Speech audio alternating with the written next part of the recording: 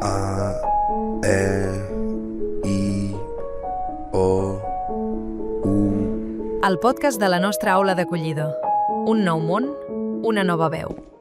Una llengua et posa en un passadís per a tota la vida. Dues llengües obren totes les portes al llarg del camí.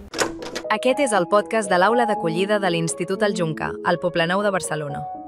Avui us presentem algunes de les nouvingudes que acaben d'arribar a Catalunya. Per un dia s'han convertit en reporteres i volen compartir amb nosaltres les seves primeres impressions, les seves experiències i també els dubtes que els han sorgit en descobrir aquest nou lloc que ara comencen a conèixer. Així que poseu-vos còmodes i prepareu-vos per escoltar històries properes, divertides i plenes de curiositat. Comencem!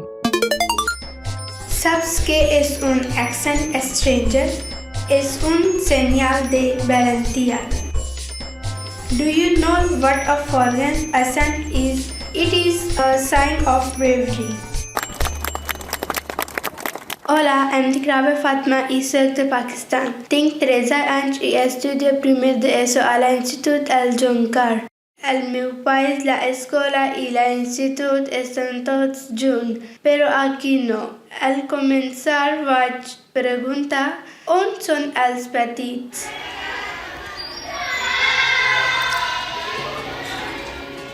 Hi ha moments que és molt bonic que es barregin els grans amb els petits perquè llavors els grans tenen cura dels petits i es fan com més responsables i més cuidadors i els petits doncs proporcionen altres coses als grans, però no pots ensenyar el mateix als petitons que als grans. Llavors sí que quan és coses d'aprenentatge s'han d'anar separats perquè no tenen el mateix nivell, però per conviure com a persones és molt bonic que es barregin les edats. Al meu país, escola i institut tots junts.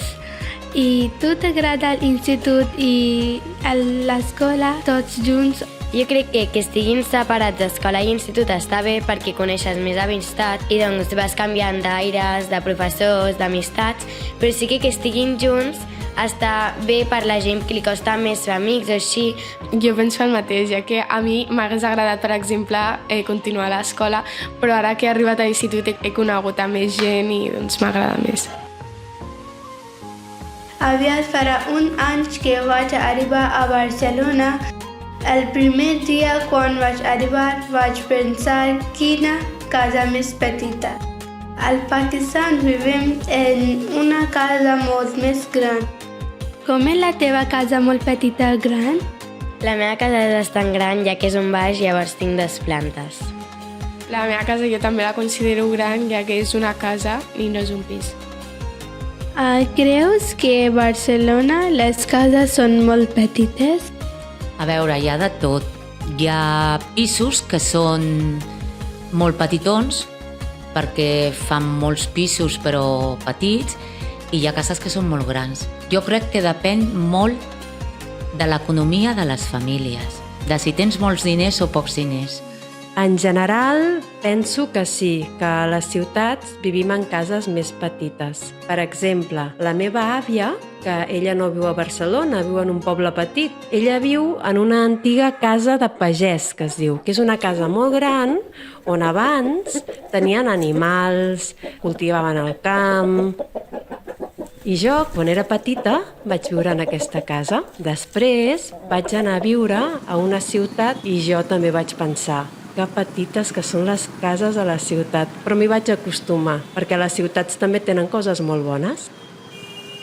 Barcelona em va agradar. Per exemple, el metro era la primera vegada que viatjava sota terra i vaig pensar, quina passada! T'agrada viatjar sota terra al metro? Prefereixes caminar? Si puc, prefereixo caminar. Sí, jo també prefereixo caminar, però en el metro penso que és un mètode de transport bastant accessible i bastant pràctic. Jo crec que prefereixo caminar, ja que els carrers del Poblenou i Barcelona són bastant bonics i tens bastantes coses a descobrir i el metro et redueix molt el que hi ha per Barcelona, ja que et perds moltes coses. T'agrada viatjar sota terra al metro o prefereixes caminar? No, jo prefereixo caminar. De fet, m'agrada moltíssim caminar, molt. Però jo no, m'agrada molt el metro. A tu t'agrada el metro? Sí. Sí? Gràcies, Ràbia. Jo també sóc una apassionada d'anar per sota terra. En aquest reportatge hi han intervingut la Rosa, vetlladora de l'Institut El Joncar, la Meritxell, tutora de l'aula d'acollida, i alumnes de segon d'ESO. Parlar una nova llengua perquè el món siga un nou món. एक नई जुबान बोले ताकि दुनिया एक नई दुनिया बन जाए.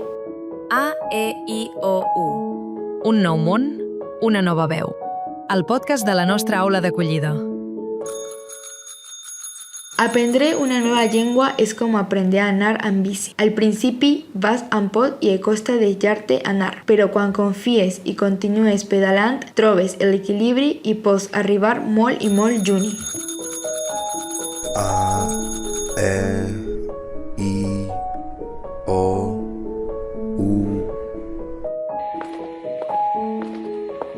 Un nou món, una nova veu. El podcast de la nostra aula d'acollida. Avui, a l'aula d'acollida, hem treballat el temps condicional dels verbs.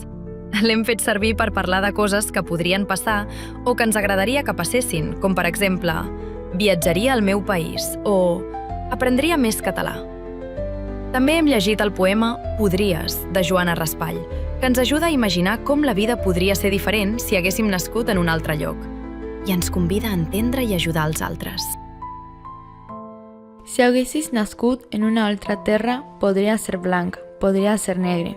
Un altre país fora casa teva i diria sí, en una altra llengua. T'hauries criat d'una altra manera, més bona potser més dolenta. Tindries més sort o potser més pega. Tindries amics i jocs d'una altra mena. Duries vestits de sac o de seda, sabates de pell o tosques per denya, o aniries nu perdut per la selva. Podries llegir contes i poemes, o no tenir llibres ni saber de lletra. Podries menjar coses llamineres, o només crostons eixos de pa negre. Podries. Per tot això pensa que importa tenir les mans ben obertes i ajudar qui ve fugint de la guerra, fugint del dolor i de la pobresa. Si tu fossis nat a la seva terra, la tristesa d'ell podria ser teva. Podries, poema de Joana Raspall. El llenguatge és el vestit dels pensaments. Continuem escoltant les històries d'alumnes de l'aula d'acollida del Joncar. Hola, em dic Isabela, tinc 16 anys i soc de Buenos Aires, Argentina. Estic a quart d'ESO a l'Institut del Joncar i porto 9 mesos a Catalunya. La primera frase que vaig aprendre va ser "si us plau" i me la va ensenyar el meu pare. Pel que havia escoltat de Catalunya abans d'arribar-hi, deien que els catalans eren molt seriosos o no solen parlar amb nova gent, però després d'un temps vaig veure que no era tan així. Tens amics estrangers? Sí, tinc amics de tot arreu. I com te'n portes? Molt bé, perquè són els meus amics, si no, no serien els meus amics. Quan he arribat a Barcelona fa uns mesos enrere, la meva primera impressió va ser que els catalans eren més seriosos que altra gent. ¿Creus que els catalans són antipàtics? Quina pregunta més directa. Jo vaig arribar fa molts anys, molt més que tu, 22 crec, i no, jo vaig tenir bona sort, tampoc puc parlar de manera generalitzada perquè tots són diferents, però sí que és veritat que a nivell cultural he trobat moltes diferències amb nosaltres, no? Coses que nosaltres veiem com normals, com quedar-se a dormir a casa dels altres, que vingui tothom a casa teva, que coneguis a tota la família, però crec que són temes més culturals, no perquè no siguin oberts, en altres coses qüestions sí que són oberts. Des del meu punt de vista, jo al ser valencià, no ser català, estic d'acord amb això, que a vegades la gent d'aquí de Catalunya és molt més tancada, amb la gent que no parla l'idioma, i més si ets de fora, solen ser més tancats. Bé, jo al final m'he criat en un barri allà a Girona on hi havia molts immigrants i tinc molts amics immigrants des de molt petit que he fet amistats molt bones i la veritat és que són persones com tothom. El meu millor amic, per exemple, és argentí i francès i em porto molt bé amb ell. En aquest reportatge hi han intervingut la Magalí, docent d'anglès, i l'alumnat de quart d'ESO. Amb els idiomes estás a casa en qualsevol lloc. Con los idiomas estás en casa en cualquier lugar. Gràcies, Isabela. Cada dia s'aprenen coses noves. Ara us explicaré una mica més coses sobre com Catalunya es percep a si mateixa i ho faré a partir de les dades extretes d'una investigació realitzada pel Centre d'Estudis d'Opinió de la Generalitat de Catalunya i que es va fer el passat mes de juliol. I com es descriuen els catalans? Molta gent diu que és responsable i treballadora i que prefereix situacions tranquil·les i íntimes abans que grans festes o trobades molt sorolloses. En resum, a molta gent li agrada la calma i tenir-ho tot ben organitzat. I ara, dues dades curioses. El plat preferit dels catalans és la paella i els arrossos. I en futbol, gairebé la meitat del país és del Barça.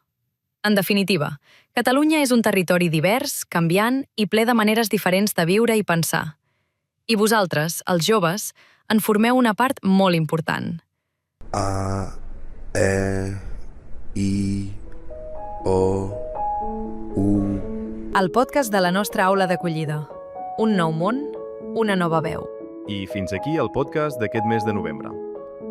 Gràcies per escoltar-nos i per compartir aquest espai amb nosaltres. Tornarem el mes vinent amb més històries explicades des de l'aula d'acollida. Us fem un petit abans, tal com diuen en anglès, spoiler. Estarem molt a prop de Nadal i descobrirem algunes de les tradicions nadalenques. I per acabar, des de l'aula hem musicat amb l'IA el poema Podries, de Joana Raspall en versió trap.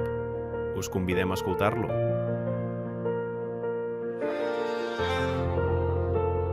Si haguessis nascut en una altra terra, podria ser blanc, podria ser negre, un altre país fora casa teva. I diries sí en una altra llengua, t'hauries criat d'una altra manera, més bona potser més dolenta. Tindries més sort o potser més pega, tindries amics i jocs d'una altra mena. Duries vestits de saco de seda, sabates de pell o tosques per danyar, o aniries nu, perdut per la selva. Podries llegir contes i poemes o no tenir llibres ni saber de lletra. Podries menjar coses llamineres o només crostons eixos de pa negre. Per tot això pensa que importa tenir les mans ben obertes i ajudar qui ve, fugint de la guerra, fugint del dolor i de la pobresa. Si tu fossis nat a la seva terra, la tristesa d'ell. Parla una nova llengua perquè el món siga un nou món. A, E, I, O, U. El podcast de la nostra aula d'acollida. Un nou món, una nova veu.